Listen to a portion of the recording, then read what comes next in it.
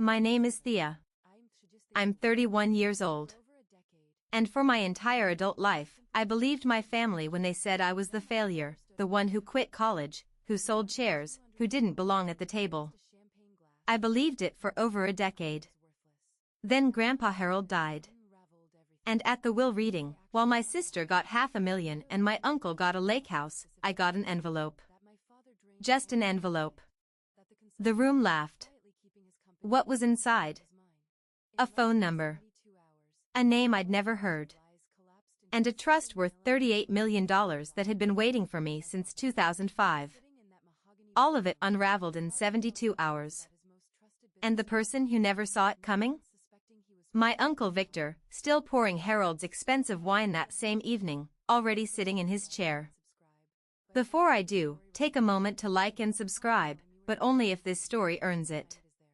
Drop your city and your local time in the comments. I like knowing who's out there. Now, let me take you back to last Monday morning, the day before the will reading, when I got the call that Grandpa Harold was gone. The phone rings at 6:14 a.m. I know because I'm already up lacing my boots for the early shift at Birch & Stone, the furniture shop I manage in Holden. It's my mother. Diane Westbrook doesn't call before 9 unless someone's dead or she needs something. Today it's both. Your grandfather passed last night, she says. No tremor and no pause. The attorney is reading the will tomorrow at 2. Harmon and Pace, Newark, dressed presentable. She hangs up before I can say anything. I sit on the edge of my bed and press my palms flat against my knees. The room is still dark. Outside, a truck downshifts on Route 16. Grandpa Harold, 82 years old, built Westbrook Properties from a single duplex renovation in 1981 into a commercial real estate operation spanning 3 counties. 40 employees, 6 active developments, a name that means something in Central Ohio. But to me, he was the man who kept sawdust in his shirt pockets and taught me how to sand a table edge until it felt like water under your fingers. Every Sunday, his workshop. Every Sunday, just us. I drive the 40 minutes to Granville. His house sits on 2 acres of old maple and gravel. When I pull up, but Nora's Lexus is already parked sideways near the porch. My sister never could park straight in a hurry. Through the kitchen window, I can see her pacing, phone clamped to her ear. Uncle Victor is on the porch, bourbon in hand at 9 a.m., talking to his wife in a voice he probably thinks is quiet. Finally, he says, "It's time." My mother meets me at the front door. She looks me up and down, leans in close. I spoke with the attorney already. He's leaving everything to the people who earned it. She lets that sit. We're something nice tomorrow, Thea. She walks away before I can ask what she means, but I already know. 4 months ago, Thanksgiving, this same house, 14 people around Harold's dining table, and I can still hear every fork. My mother stands at the head. She always takes over the announcements. And even in her father's house, and starts the round robin. She does this every year. Each person shares a win. Nora closed her second funding round for PropLink, my mother says, beaming. MBA Case Western now building real technology. The table claps. Grant, Nora's husband, squeezes her shoulder. Victor goes next. He talks about a development in Licking County. Uses the phrase strategic vision twice. Then it gets to me. And Thea, my mother says. She pauses the way a comedian pauses before the punchline. Thea is still at that little furniture place. She tilts her head. Selling chairs. Laughter, not loud. The polite kind that cuts deeper. I look down at my plate. Green beans and sliced turkey. From the other end of the table, Grandpa Harold taps his glass. Once the room quiets, IA manages that entire store. He says inventory, staff, accounts, that's called responsibility. My mother waves a hand. Dad, don't baby her. Victor leans over. If she wants to be taken seriously, she should go back to school. Harold says nothing else. But later, after dessert, after Victor's third scotch, after Nora leaves early, I find him in the workshop. He's sitting on his stool running his thumb along a piece of walnut. He looks up at me, holds my gaze for a long time. Don't ever believe a diploma tells people who you are. His voice is quiet, steady. I've taken care of things, Thea. I don't ask what he means. I wish I had. Tuesday morning, I put on the one blazer I own, navy, 2 years old, bought for a job interview I never went to, and drive my Honda Civic to Newark. Fed the parking lot at Harmon & Pace is already a showroom. Nora steps out of her Lexus in a tailored black dress. Grant trails behind with a leather briefcase like he's heading to a deposition. Victor rolls up in his Cadillac Escalade, sunglasses on, even though it's overcast. His wife stays in the car. My mother arrives in an Uber. She sold her car 6 months ago. I know this because I saw the listing online, but she hasn't told anyone. People who owe money don't advertise it. Inside the lobby, Nora and Victor are talking in low fast voices near the water cooler. $4 million in accounts at least, Nora says. Plus the properties, maybe more. Victor nods. And the company? That's the real question. Who runs it now? They don't notice me until I sit down across from them in the waiting area. Nora glances over at her eyebrows lift a fraction. Oh, she says. You came? I don't answer. That's sweet, she adds. A small smile that doesn't reach her eyes. I'm sure Grandpa left you something. A card, maybe. I fold my hands in my lap. The fabric of the blazer is too stiff. I can feel the tag scratching the back of my neck. The conference room door opens. Roger Harmon, Harold's estate attorney, stands in the frame, gray suit, reading glasses on a chain, expression carefully blank. The Westbrook family, we're ready. Everyone stands. Nora smooths her dress. Victor buttons his jacket. My mother lifts her chin. I walk in last. The conference room smells like old leather and printer ink. 8 chairs around an oval table. Portraits of former partners on the wall. Roger Harmon opens a manila folder and begins. Pursuant to the last will and testament of Harold James Westbrook dated March of this year, Victor gets the Lake Erie vacation house and $800,000 in cash. He nods like he expected more, but will take it. His hand finds the table, taps once. My mother receives the Columbus apartment and $600,000. She closes her eyes for half a second. Relief, not grief. Nora and Grant. $500,000 plus Harold's investment portfolio. Nora writes something in her phone immediately. Grant opens his briefcase, pulls out a folder of his own. They came prepared. Several cousins and the younger grandchildren receive education trusts. $200,000 each. Standard. No surprises. Harmon flips to the final page and to Thea Marie Westbrook. Every head turns. One sealed envelope, it to be delivered directly and opened only by the named recipient. He slides it across the table. A yellowed envelope, edges soft with age. My name in Harold's handwriting. The ink slightly faded. This wasn't written recently. I break the seal. Inside a single sheet of paper, a phone number in Harold's careful block letters, 10 digits. Below it, one line. Call when you're ready. HW. That's it. No check, no property, no account number. The silence holds for exactly 3 seconds. Then Nora laughs. It starts as a snort and escalates into something she doesn't even try to control. Must be for some shelter for you to live in, she says. My mother turns away, but I can see her shoulders shaking. She's laughing, too. The whole room follows. Roger Harmon doesn't laugh. He closes his folder and watches me. But the parking lot is bright, too bright. I'm standing next to my Civic with the envelope in my hand when my mother catches up. You see, she says, he knew you couldn't handle real money, Thea. That number is probably a financial counselor for people in your situation. She adjusts her purse strap. Call it. Get the help. Before I can respond, Victor appears behind her. He puts a hand on the roof of my car.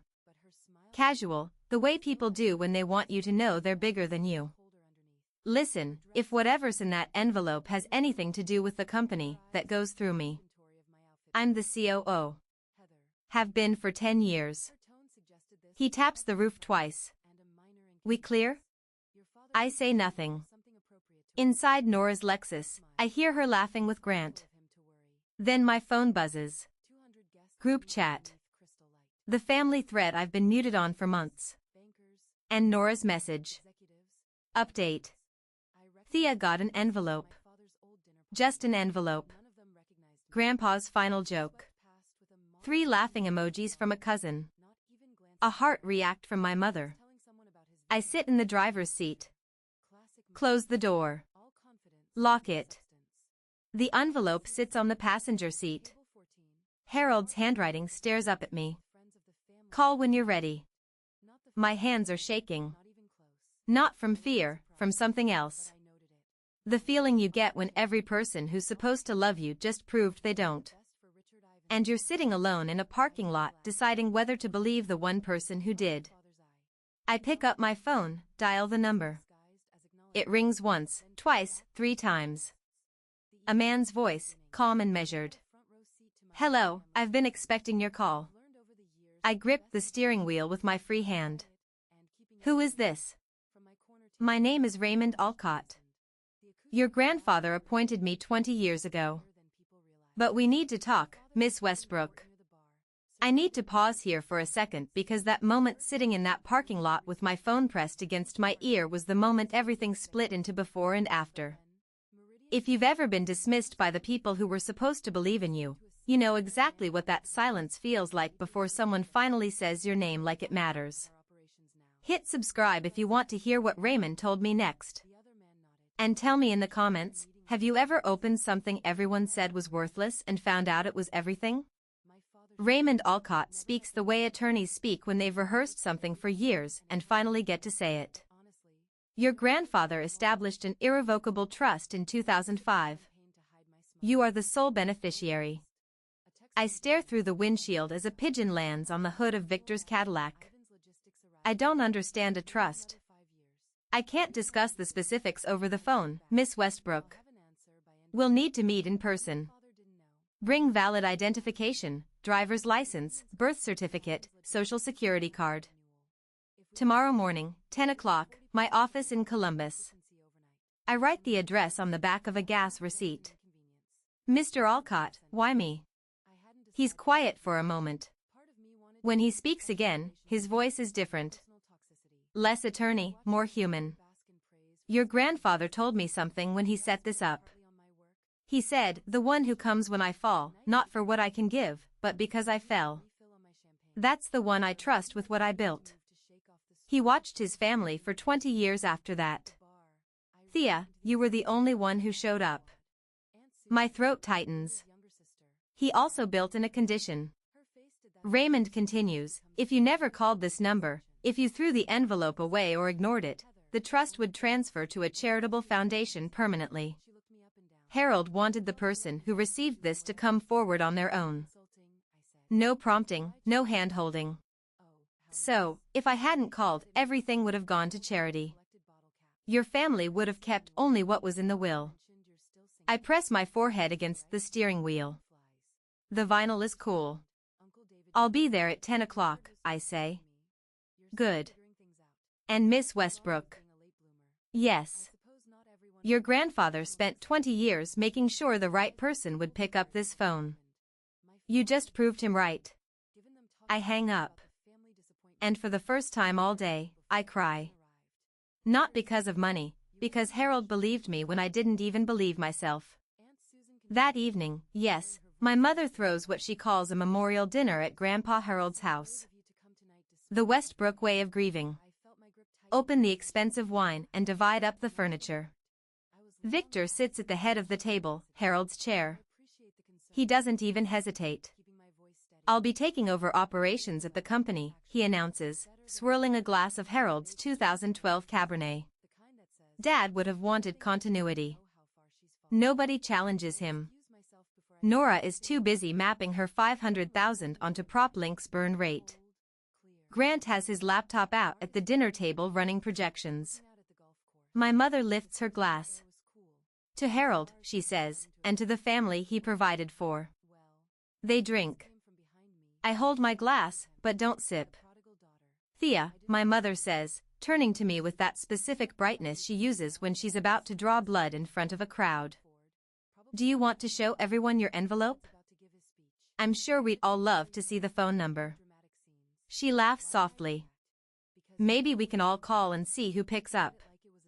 3 cousins laugh. Aunt Lillian, my mother's younger sister, doesn't. She watches me from across the table with an expression I can't quite read. Victor leans back. The company legally is still held in some trust set up.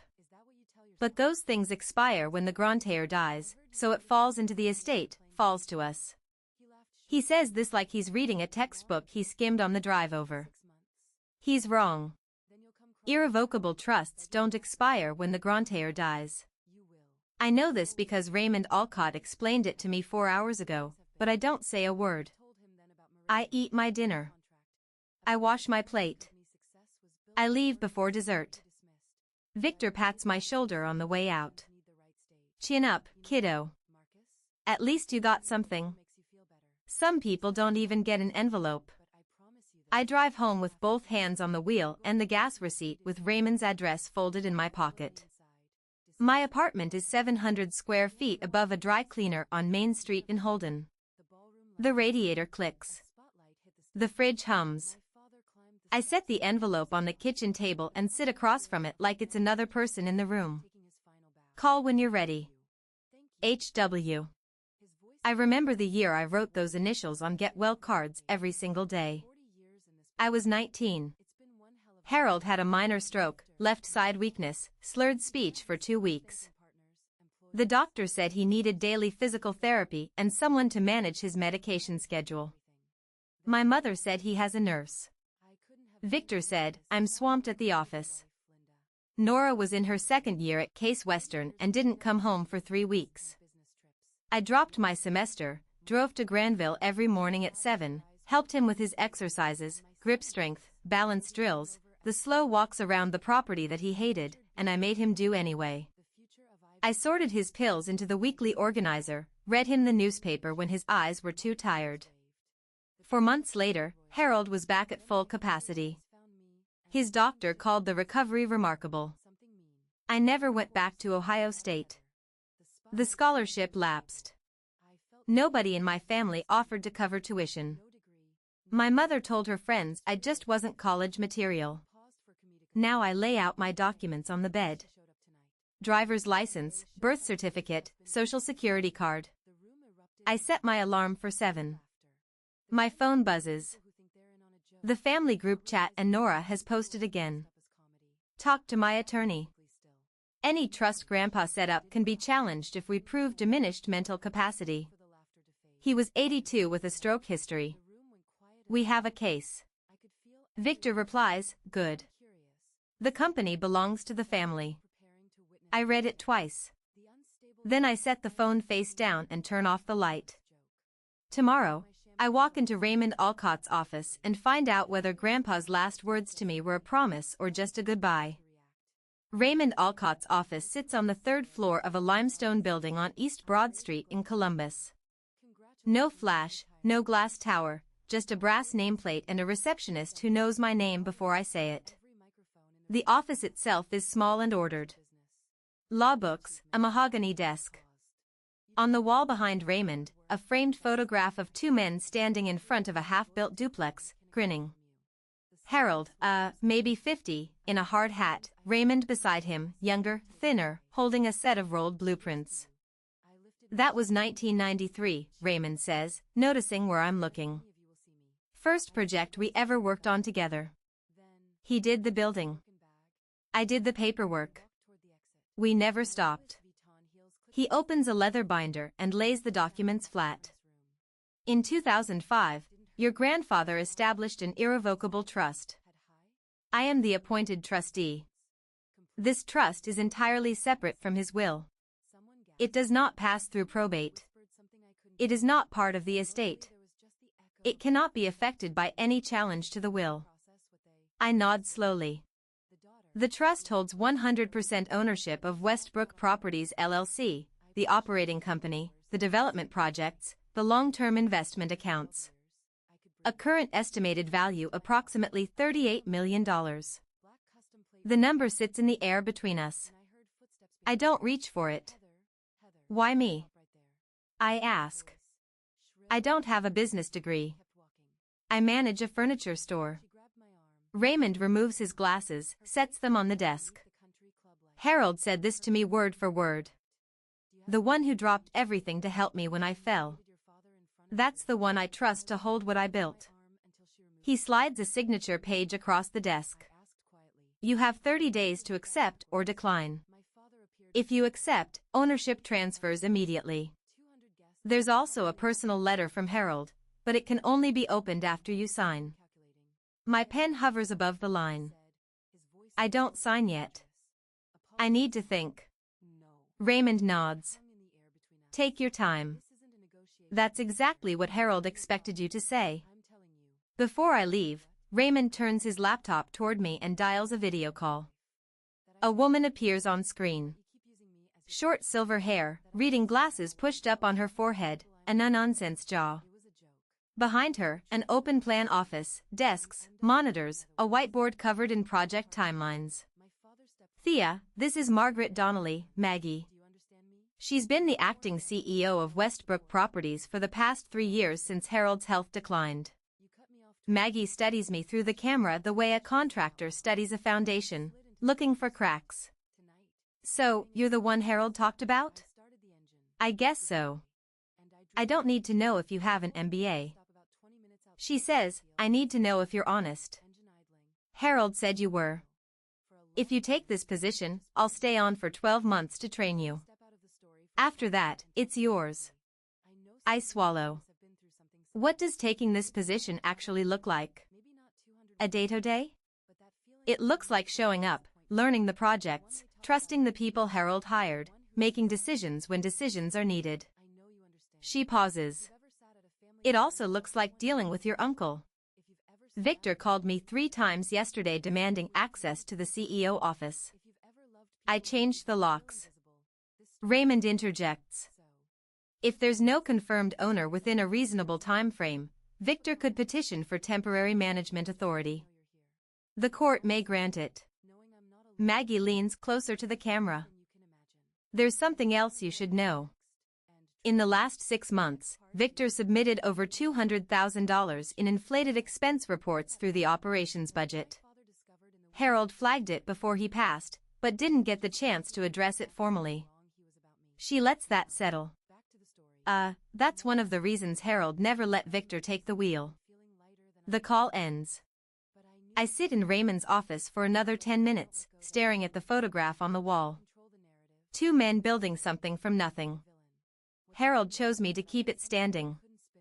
I'm halfway back to Holden when my mother calls. I heard you drove to Columbus this morning. Small town. Someone saw my Civic on I-7 or Nora tracked my phone or my mother simply has a network of people who watch for her. It doesn't matter how it always gets back to her. Personal business, I say.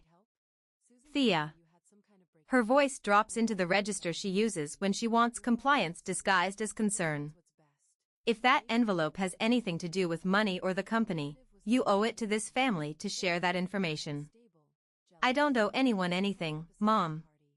Silence. And then we'll talk later. 20 minutes after that, Nora texts me directly. Not the group chat. A private message. That's how I know she's serious. My attorney says any trust can be challenged if we demonstrate lack of mental capacity at the time of creation. Grandpa was elderly, had a stroke. If you're hiding something, it'll be worse for you in court than if you just tell us now. I read it. Don't reply. Then Victor calls. His voice is warmer than usual, which means he wants something. Thea, sweetheart, I know Dad left you something. If it involves the company, let's just sit down, family to family. I can help you navigate it. That's what uncles are for. I appreciate the concern, I tell him. But this is between me and Grandpa. I hang up before he can pivot. Back at my apartment, as I sit on the edge of my bed and think about what Maggie said, Victor could petition for temporary management. And what Nora texted, worse for you in court. My phone buzzes again. It's a message my mother sent to Victor. Forwarded accidentally, or maybe on purpose. She's not talking. I think your father left something bigger in that envelope than we thought. We need to see Roger Harmon tomorrow. They're circling, all three of them. And they have no idea what they're circling around. Thursday evening.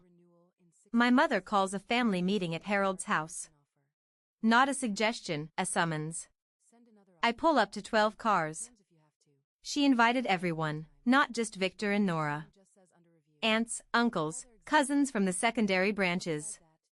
10 adults packed into Harold's living room, sitting on furniture he built with his own hands, the couch where he used to read. The bookshelf he stained 3 times because the first 2 shades were wrong. Victor stands at the front of the room. He's positioned himself in front of the fireplace, Harold's spot.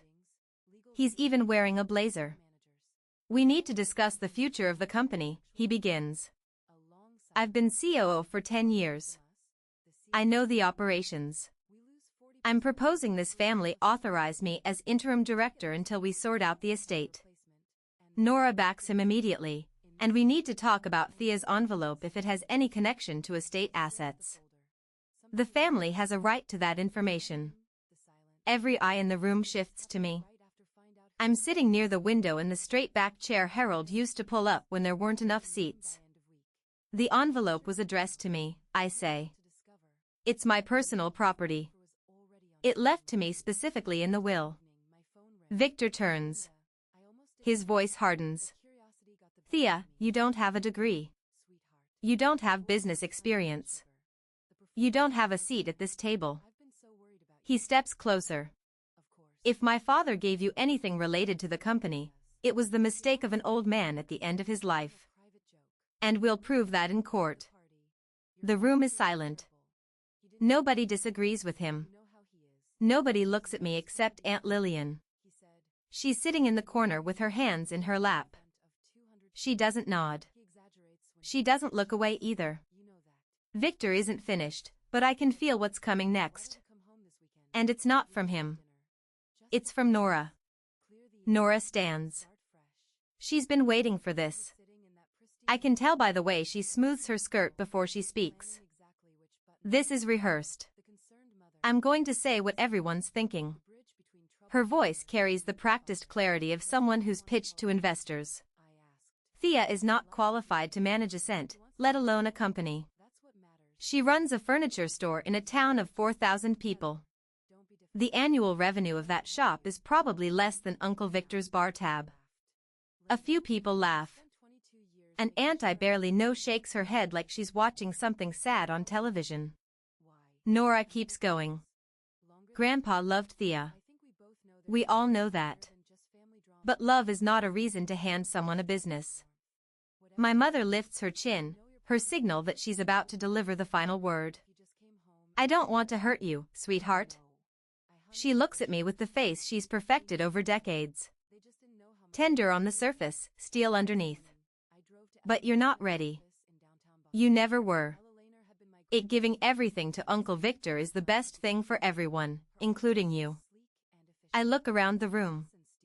Cousins who haven't spoken to me in years are nodding. Victor has his arms crossed, chin up like the verdict is in. I stand. The room tenses. I heard everything, I say. My voice is level. I don't raise it. I'll be meeting with my attorney this week. After that, you'll all have your answer. I pick up my jacket from the back of the chair. Walk toward the door. Behind me, Victor says, "Your attorney." I don't turn around. "Good night." The door clicks shut. I hear murmuring start before I reach the porch. That's the first time any of them have heard me say the words, "my attorney." And by the look on Victor's face, it won't be the last time he thinks about it. Friday morning, Raymond's office, I sign every page. A beneficiary acknowledgement, identity verification, acceptance of fiduciary responsibilities. My hand is steady, the pen is heavy, an old Mont Blanc that Raymond says Harold gave him in 1994. "It's done," Raymond says. He slides a sealed envelope across the desk, smaller than the first cream-colored Harold's handwriting again. "This is the letter he left for you. It was only to be delivered upon your acceptance." I open it carefully. One page. Harold's block letters slightly shakier than the ones on the phone number. He wrote this more recently. "Thea, I watched this family for a long time. I love them all. But I know who will build and who will burn through. You were the only one who came when I fell and never asked would I'd leave you. You drove 40 minutes every morning. You sorted my pills. You read me the box scores when my eyes couldn't focus. Everyone else showed up for Thanksgiving. You showed up in January. I'm not giving you money. I'm giving you responsibility. That's the only kind of inheritance worth having. Take care of what I built and take care of yourself first. Harold." I fold the letter and hold it in both hands. The paper smells faintly of his workshop. Sawdust and linseed oil. I don't know how that's possible, but it does. Raymond waits. "The next step," he says gently, "is a formal notification to the family. I recommend we do this in a structured setting at Harold's house with documentation present. Do you have a preference on timing?" "Saturday," I say. 2:00, Harold's living room. Raymond nods. "One more thing." Harold included a no-contest clause. Was if any family member challenges the trust, their portion under the will is frozen until the court rules. Could be 2 to 3 years. He knew they'd try. He knew everything, Miss Westbrook. That's why he chose you. Friday night, the group chat lights up like a switchboard. Victor sends a long message. Unusual for a man who normally communicates in grunts and handshakes. "Spoke with my attorney. Any trust can be challenged on grounds of diminished capacity. Dad was 82. Stroke history. Cognitive decline. We have a real case here." Nora replies within seconds. "Agreed. I need that $500,000 and then some. The company should have been divided among all of us." A cousin chimes in. "Whatever Thea got, she should share. That's what family does." Then my mother privately. Her message arrives at 11:47 p.m. "Sweetheart, I'm trying to protect you. You don't have the money to hire a real lawyer. They'll bury you in court and you'll lose everything. The envelope, your dignity, whatever little standing you have left. Listen to your mother for once. Just hand it over. We'll manage it as a family." I read it sitting on my bedroom floor with my back against the wall. The radiator clicks. The dry cleaner below is closed. The building is silent. I don't reply. Instead, I text Raymond. Saturday, 2:00 p.m. Harold's house. Please invite the full family through Roger Harmon's office. He responds immediately. Already drafted the notice. I'll have it sent first thing tomorrow morning. Then I open my laptop and video call Maggie Donnelly. She answers from what looks like her kitchen, a mug of tea in hand. "I sign today," I tell her. She sets down the mug. "Good. Come to the office Monday. I'll walk you through the full operations portfolio." "Maggie, what's the company's financial position right now?" "Strong. 6 active projects, 43 employees, 2 contracts pending signature. She pauses. Harold left you a healthy company, Thea. Don't let anyone tell you it's broken. I close the laptop and sit in the dark. Tomorrow I walk into Harold's living room and this time I won't be sitting in the back. I want to stop here for a moment because Saturday is coming. The entire Westbrook family is going to be sitting in Grandpa Harold's living room and for the first time in my life, they are not going to be in control of the conversation. If you've ever been underestimated by someone who was supposed to love you, you know exactly why I needed this day. Stay with me. And if this story is hitting close to home, share it with someone who needs to hear it. Saturday, 1:45 p.m. Harold's house. The living room is full. Victor arrived early and took the armchair by the fireplace. The power seat, Harold's seat, the chair everyone gravitates toward because it faces the room. Nora and Grant sit on the couch. Grant has a legal pad. My mother is in the wing back near the window, legs crossed, jaw set. Aunts, uncles, cousins fill the remaining seats. Someone brought folding chairs from the garage.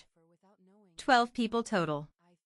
Aunt Lillian sits near the hallway, slightly apart from the others, the way she always does at family gatherings, present, but not participating. They think I called this meeting to surrender. I can see it in Victor's posture, relaxed, legs spread, one arm draped over the armrest. And he whispers to my mother. She'll cry. She'll apologize. Then she'll hand it over. My mother nods. At exactly 2 o'clock, I walk through the front door. Behind me, a man none of them recognize. 67 years old, silver hair, charcoal vest, carrying a leather briefcase that's older than most of the people in this room. Victor straightens. Who's this? This is Raymond Alcott, I say. My attorney. Raymond steps forward, nods once to the room, and sets his briefcase on the coffee table, unclasps it, removes a stack of documents. Nora squints, then her face changes. Raymond Alcott. She says it slowly. Wait, you're the one who used to work with Grandpa. You did the legal work for the original property acquisitions. Raymond looks at her evenly. That's correct.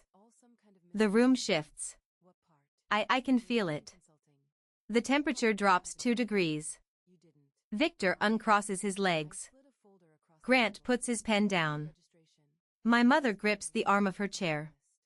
Raymond pulls out a chair, sits, opens the first document. Please, he says, everyone sit down. This won't take long. Raymond speaks without notes. He doesn't need them. In 2005, Harold Westbrook established an irrevocable trust with me as the appointed trustee. This trust is a separate legal instrument from the will that was read on Tuesday. It does not pass through probate. It is not part of the estate. It cannot be modified, dissolved, or affected by any challenge to the will. He pauses. Lets that land. The trust holds 100% ownership of Westbrook Properties LLC, including all operating assets, development contracts, and long-term investment accounts. The current estimated value is approximately $38 million.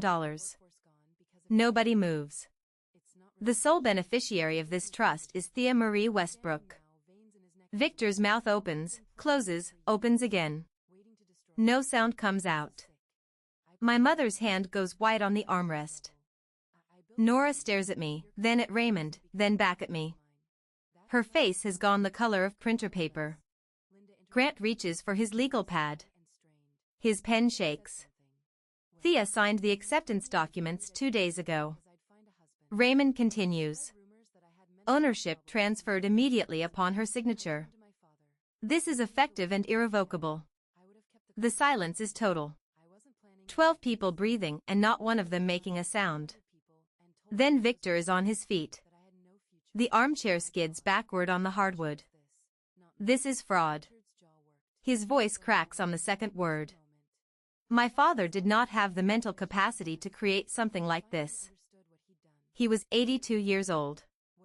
He had a stroke. Raymond reaches into his briefcase and places 3 folders on the table. Harold completed independent mental capacity evaluations in 2005, 2015, and 2023. All 3 were conducted by board-certified physicians with no connection to the family. The results are documented and notarized. He slides the folders forward. You're welcome to review them. Victor doesn't touch them. His hands are fists at his sides. The room fractures all at once. Victor points at Raymond. I was the COO 10 years. I ran operations while my father played in his workshop. This company is mine. Raymond doesn't flinch. The trust was established before your appointment, Mr. Westbrook. The Herald's ownership was never subject to internal titles. Nora stands so fast her knee catches the coffee table. So, we get a few hundred 000, and she gestures at me like I'm a piece of furniture. She gets 38 million. She sells chairs. Raymond, she didn't finish college. The allocation under the will and the trust are 2 distinct legal matters. Raymond says Harold was clear about both. My mother turns to me. Her eyes are wet. I can't tell if it's anger or something older. You won't do this to your own family. Her voice wavers. Your grandfather wanted us together, not Mom. I say it firm enough to stop her. You told me in that parking lot that Grandpa gave me the envelope because I couldn't handle real money. That you told the whole family at Thanksgiving that I was your disappointment. I hold her gaze. Don't talk to me about togetherness. The room is so quiet. I can hear the clock on the mantel. My mother opens her mouth. Nothing comes. Then Grant, silent, calculating Grant, puts his hand on Nora's arm. We should go. No. Nora pulls away. We're going to fight this. We'll contest. The trust is irrevocable, Grant says, low and steady. And there's a no contest clause. If we challenge, our inheritance under the will gets frozen. Could be years. He closes his legal pad. Nora, we're leaving. Nora looks around the room for an ally, finds none. She grabs her purse and walks out without another word. Grant follows. The front door slams. Victor leaves next, but he doesn't slam the door. He walks through it like a man leaving a hospital. Slow, measured, destroyed. My mother sits in the wing-back chair. She hasn't moved. Her mascara has smudged under one eye. She stares at the carpet. The same carpet Harold chose 30 years ago because he liked the way it felt under bare feet. Raymond begins collecting his folders. If anyone would like to review the trust documents or discuss the legal framework, my office is open during business hours. He tucks the last folder into his briefcase. I advise against litigation. Harold anticipated every angle the trust was designed to hold. He nods to me, shakes my hand, firm, brief, and walks to the door. One of the aunts moves aside to let him pass. Nobody speaks to him. The cousins start filtering out. Some avoid eye contact with me. One is a man I haven't spoken to since I was 15, squeezes my shoulder on the way out and says nothing. Then it's me, my mother, and Aunt Lillian. My mother stands, smooths her blouse, walks past me without a word, and out the front door. The Uber is already waiting. Lillian rises slowly. She's Harold's youngest daughter, my mother's quieter, less ambitious sister. She works at a library in Granville. She's the one who used to send me books in the mail with no note. She stops beside me, puts her hand on my arm. I always wondered why Harold kept that workshop going when nobody visited. Her voice is soft. Now I know someone did. She pats my arm twice and leaves. I stand alone in Harold's living room. His chair is empty. The clock ticks. Through the window, I can see the workshop out back. The light is off, the door closed. I breathe out all the way out. It's mine to protect now. Monday morning. The headquarters of Westbrook Properties sits in a two-story brick building on Hamilton Road in Columbus. Nothing flashy. Harold didn't believe in flashy. Clean lines, good signage, a parking lot that's paved properly because Harold said you can judge a company by its parking lot. Maggie Donnelly meets me at the front entrance. She's smaller in person than she looked on video. Firm handshake, no small talk. "I'm not going to baby you," she says, "but I'm not going to let you drown either." Harold's instructions were clear. 12 months of mentorship. Then I step back. She walks me through the building. 43 employees, open plan workspace on the first floor, offices and conference room upstairs. A whiteboard in the hallway lists 6 active projects with timelines, budgets, and project leads. I don't go into the CEO office on my first day. Instead, I sit at the conference table while Maggie briefs me on operations. 6 developments in progress. 2 contracts awaiting signatures, a retail build-out in Westerville, and a senior living facility in Lancaster. 1 personnel issue. Victor hired 3 family members into no-show positions over the last 2 years, Maggie says. She pulls up a spreadsheet. One of them is his son Tyler, 24 years old. Title, Project Coordinator. He's been on payroll for 11 months and hasn't visited a single job site. What would Harold have done? 90-day performance reviews. Anyone who doesn't meet the benchmarks gets a standard termination with severance. Do it. Maggie nods. No surprise on her face. She expected that answer. I sign the 2 pending contracts after Maggie walks me through the terms line by line. No ceremony, no announcement, no selfie in the CEO chair. I drive home that night on I-7 with the windows down.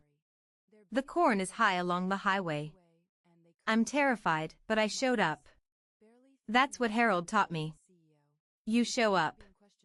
The call comes 4 days later. Victor's name on my screen. "You fired my son." Tyler wasn't fired. He's been placed on a 90-day performance review, same as 2 other employees. If he meets the standards, he stays. Standards. I hired him personally. And he hasn't visited a single project site in 11 months. That's documented, Uncle Victor. A long, thick pause. Thick as I'm going to sue. His voice has the brittle quality of a man who says this often and means it rarely. Trust or no trust, I'll drag this into court. That's your right, I say. But Raymond sent your attorney a formal notice yesterday. If you contest the trust, the no contest clause activates. Your $800,000 in cash and the Lake Erie house will be frozen until the court reaches a verdict. That could take 2 to 3 years. Silence. The kind you can almost see. You're threatening me. I'm informing you. There's a difference. He hangs up. I sit at my kitchen table and press my palms flat against the surface. The same thing I do when my hands start to shake. This is my uncle. He taught me to fish when I was 7. He carried me on his shoulders at the 4th of July parade. But he also sat in Harold's chair before the body was cold and called me incompetent in front of 12 people. Love and damage can live in the same person. Harold knew that better than anyone. My phone buzzes again. Different caller. Nora. I almost don't answer, but her voice when I pick up sounds nothing like the woman who laughed at my envelope. PropLink is going under, she says flat, quiet. I need to talk to you. Not as a sister, just I need to talk. I close my eyes.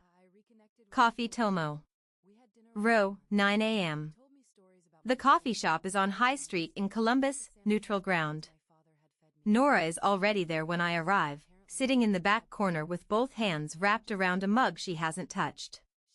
She looks different, not just tired, reduced, like someone let the air out. Grant wants a divorce if PropLink folds, she says, and no preamble. I put almost all of the $500,000 into the company. I've got $40,000 left.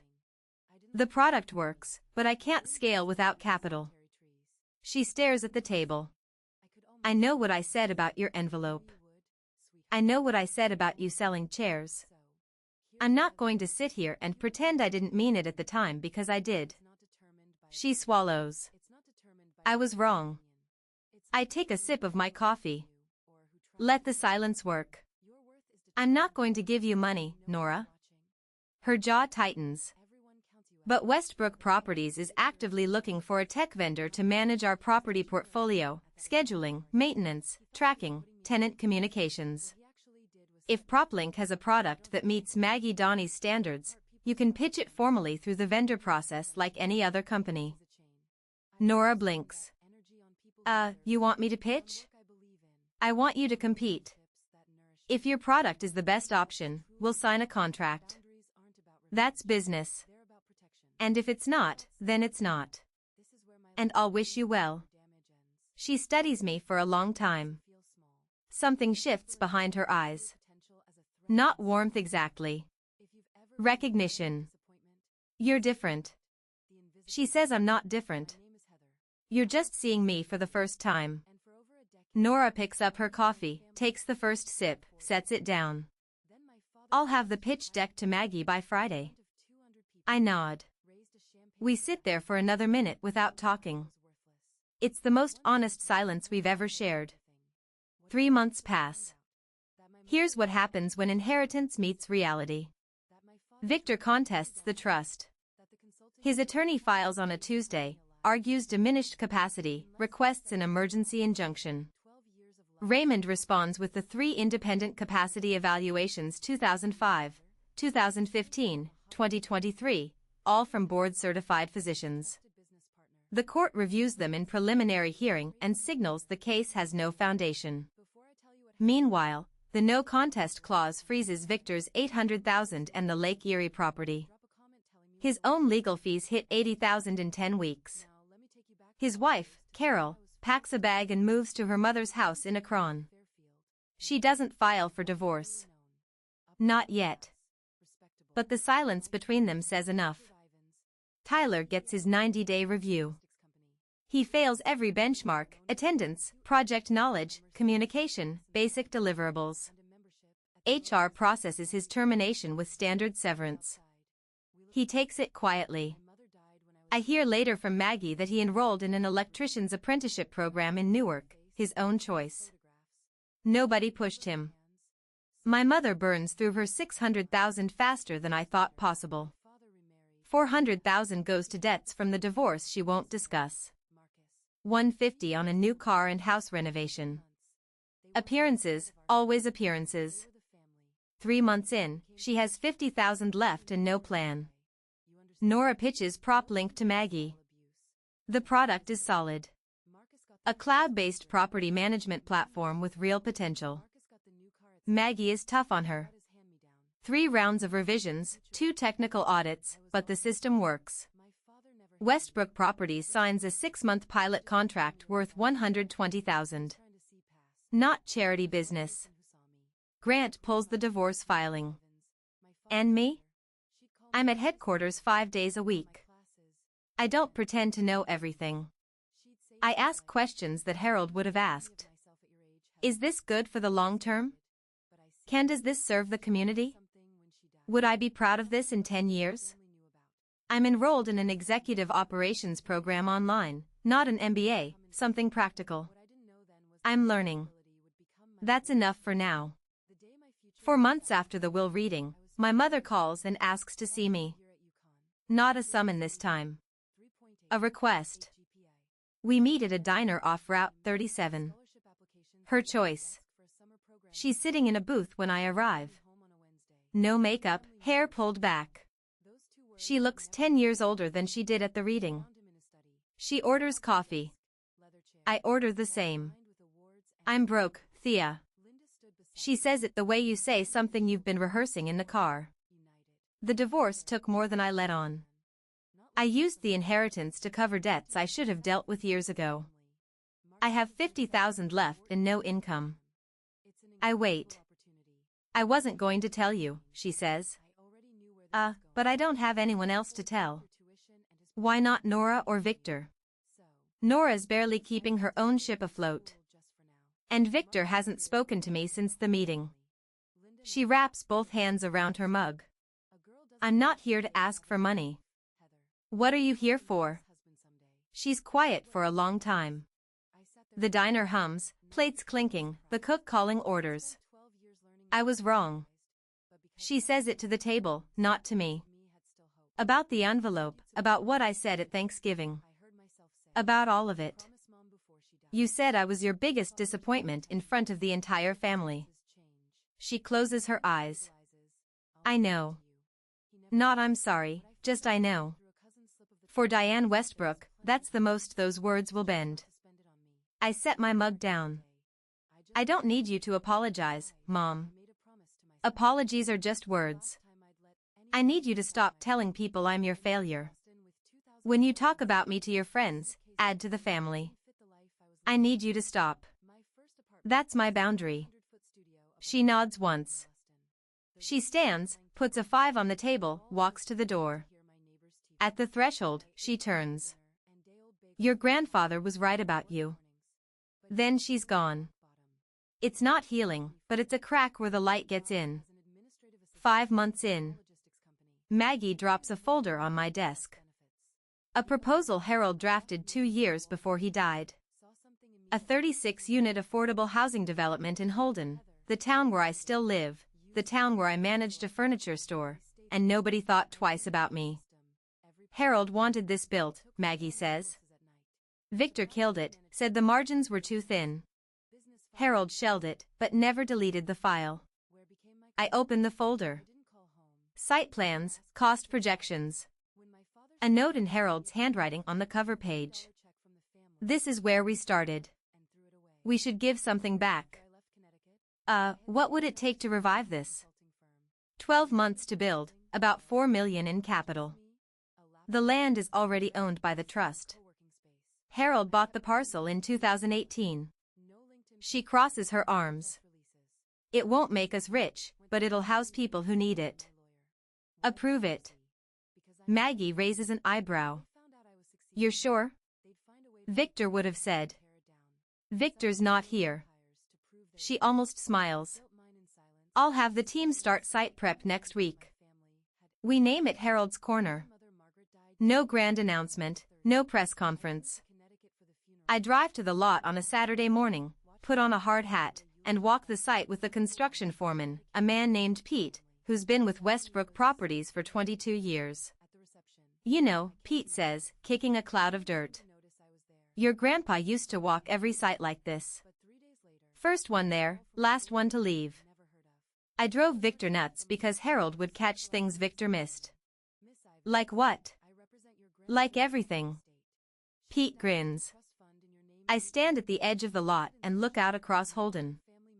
The furniture store is 3 blocks east. My apartment is 5 blocks north. This is the town that raised me when my family wouldn't. Now I get to build something here. Harold would have liked that. 6 months after the will reading, Victor calls. His voice is unrecognizable, smaller, the kind of voice a man has after he's been alone in a house for too long. I dropped the lawsuit, he says. My lawyer told me straight. There's no case. The trust is airtight. The capacity evaluations are clean. I know. Raymond told me a long breath.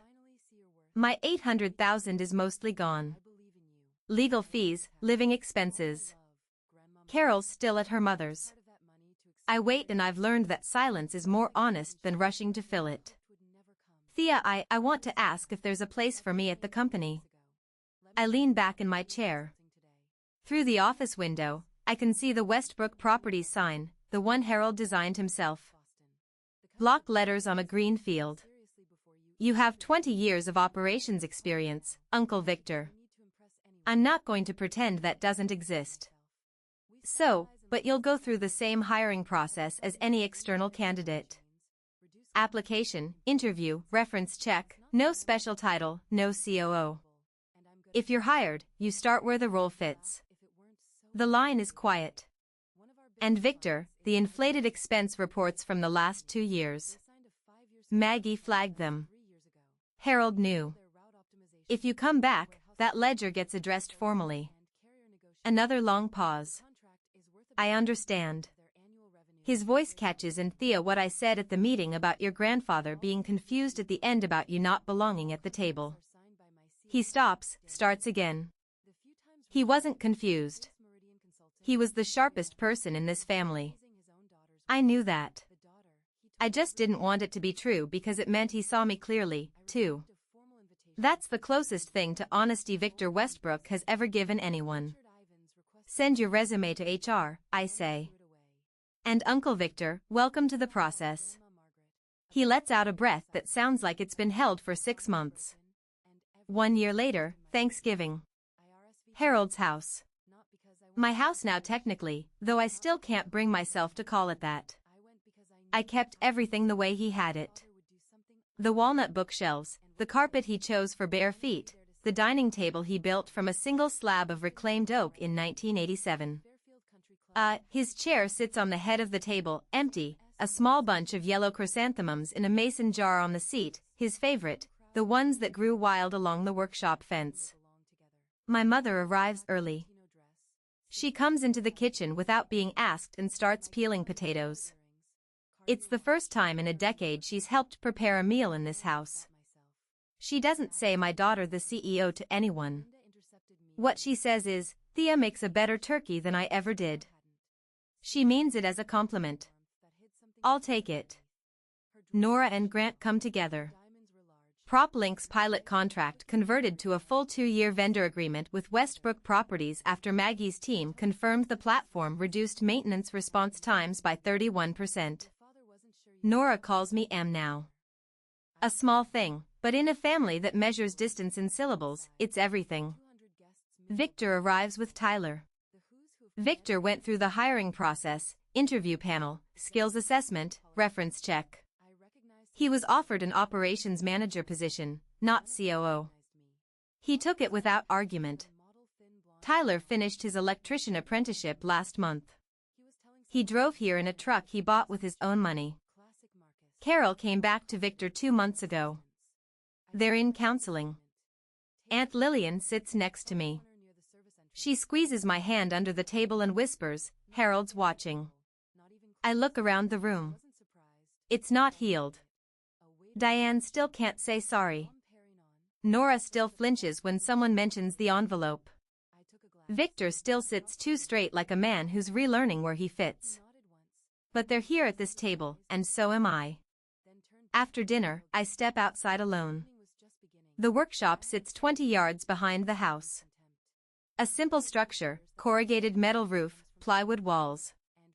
Harold insulated himself, a sliding door that sticks in winter. The light switch is a pull chain on the left. I tug it. The single bulb fills the room with warm yellow light. Everything is where he left it. Hand planes on the pegboard. Sandpaper rolls sorted by grit in a wooden rack. A lathe in the corner covered with a canvas tarp and the workbench 8 feet of maple edges worn smooth from decades of his hands pressing against the same spots. I pull up his stool and sit. The room smells like sawdust and linseed oil. It always has. It always will as long as I keep the door closed and the memories inside. I'm talking to you now. Whoever's listening at 2 a.m. or on a lunch break or driving through somewhere flat and quiet. And I didn't tell this story to brag about $38 million. That money is a responsibility, not a trophy. The thing I actually wanted, the thing money can't replace, was Harold sitting right here showing me how to read the grain of a piece of wood so the stain goes on even. But he left me something bigger than money. He left me his belief. He chose me when nobody else did. And he was right. Not because I'm brilliant or special, but because I didn't walk away when it was easier to leave. If you're sitting somewhere right now and the people who are supposed to love you have decided you're not enough, I'm not going to promise you'll get $38 million. But I'll tell you this, your worth isn't decided at anyone's dinner table. It's built in the quiet hours when nobody's watching. Harold taught me that with sawdust, with patience, with a nod across a Thanksgiving table when nobody else was looking. So, here's where I landed. After everything, the envelope, the phone call, the lawyers, the shouting, the silence, I set 3 boundaries for myself. I wrote them on a card and taped it to the inside of my kitchen cabinet where I see it every morning when I reach for coffee. 1. I don't explain my worth to people who've already decided I have none. If someone needs proof that I belong, the door is open. But I'm done auditioning. 2. I don't let anyone use my past, the drop semester, the missing diploma, the years behind a retail counter to draw the borders of my future. I chose to help my grandfather. That choice cost me a degree and gave me everything else. 3. I don't cut off my family, but I don't let them cross my boundaries without consequence. Love and access are not the same thing. You can have one without the other until you earn both. Harold didn't leave me $38 million. He left me the right to decide for myself. The money is a tool. The trust, the real trust, not the legal document, is the inheritance. I put my hand flat on the workbench. The wood is cool and smooth under my palm. There are dents and scratches from 40 years of Harold's projects. My hand fits right over the worn spot where he's used to rest. Thank you, Grandpa. The bulb flickers once, just the cold. The wiring in here has always been temperamental, but I smile anyway. I pull the chain, the light goes off. I slide the door shut and I walk back across the gravel to the house by where the kitchen window glows warm and I can hear someone laughing inside. It sounds like family, the real kind. His voice came from behind me, heavy with contempt. The prodigal daughter. I didn't turn around. Marcus. He stepped beside me close enough that I could smell his cologne. Tom Ford, probably a gift from our father. Dad's about to give his speech. Wanted to make sure you weren't planning any dramatic scenes. Why would I do that? Because you've always been jealous. He said it like it was established fact. The way you stormed off after the tuition decision. The way you disappeared to Boston like some wounded animal. You've never gotten over it. Now I turned, looked at my stepbrother in his $5,000 suit, his Rolex, his perfectly styled hair. Is that what you tell yourself? His eyes hardened. I heard you started some kind of company up there playing businesswoman. He laughed short and cruel. How long until it fails? 6 months? A year? Then you'll come crawling back, begging Dad for help. I won't. You will. You always do. You're weak, Heather. You always have been.